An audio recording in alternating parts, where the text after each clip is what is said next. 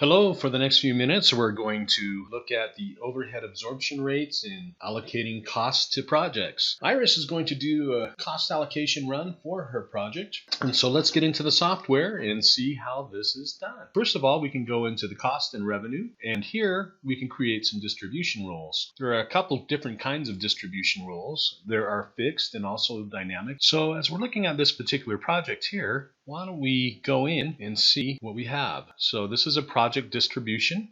So we can see that the sender is for this particular project, and we can see that the receivers for these indirect costs are going to be shared equally at 25%.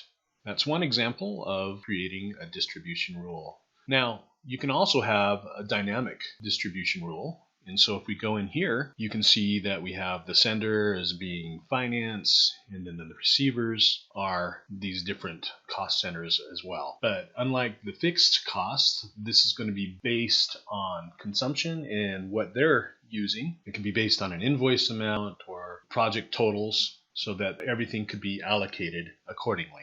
At the period end closing, one of the things that she could do is an overhead cost for the overhead absorption. And here she can create a new absorption run, or she could look at an existing one. And then up here for direct cost projects, she could run this one. And again, in here, she can view the journal entries and the postings and see how that's going to affect the GL.